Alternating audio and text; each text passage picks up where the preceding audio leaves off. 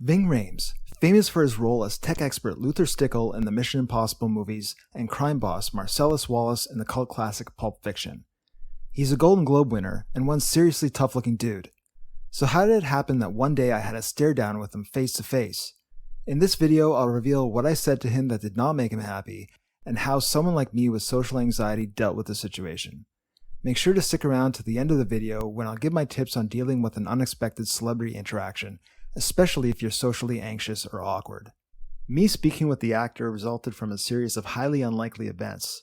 It happened when I was a bit younger and had a part-time job selling fitness equipment at a small boutique shop. This day in particular was unique right from the start. None of the managers were working in the store, which was super rare, and I would be the lone employee left at the end of the day to lock up.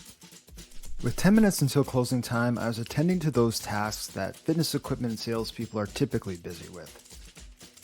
Oh, yeah, you like that? You like that? Yeah? How about this? Oh, yeah. Oh.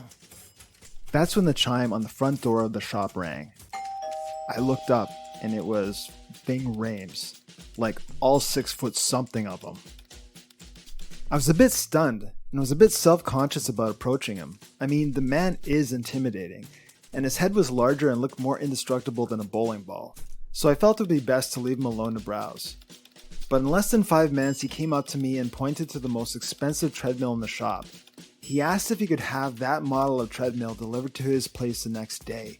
He absolutely needed to have it the next day. I was honest and told him what I was trained to say when we received such requests. I'm sorry, I wish we could do that, but unfortunately a third-party company handles the deliveries and they don't deliver on Sundays. He looked at me like he was contemplating all the ways he could possibly hurt me. And then he said in the deepest voice I've ever heard, "So you're telling me that there's no way you could deliver tomorrow?" Did I already mention he's intimidating? One not so happy look from him can have you shitting your pants, not to mention that this is the guy that delivers lines like, "I'ma get medieval on your ass." My anxiety went into overdrive and I responded with something like, But I managed to take a breath and got a brainwave to be even more honest. You know, our competitor's store is just a couple blocks down the street, and it's the largest shop. They might have the treadmill stocked and staff on hand that could deliver tomorrow. He stood there staring me down for another few seconds before he slowly turned and exited the store. To his credit, he was a class act. Despite being as intimidating as hell, he never got angry or pulled out the "do you know who I am" line. But there were some fireworks during my next shift. Jason, the assistant manager, asked, "Anything interesting happened during the shift on Saturday?" When I told him that I ended up sending Hollywood actor Ving Rhames to our competitor, I thought his head was going to explode. You told him what? I would have sold him the floor model. How the hell would we deliver it? Neither of us own a truck. We'd go down to that car rental place at the end of the block. Even if they only had Mini Coopers in the lot, I would still rent one and strap the treadmill to the roof. In the end, Jason wasn't really upset, and I didn't lose my job. But it was a good reminder of why an honest introvert with social anxiety does not excel in sales. And surprisingly, after those interactions with Ving and my boss, I didn't feel bad or second guess what I said like I often did with social situations. Here are the 3 reasons why, and things to remember if you ever come across a similar situation, with a celebrity or maybe even a person in authority at your workplace. 1. Be authentic. Even though I knew Ving was famous, I didn't pander or suck up to him. I treated him as I would treat any other customer.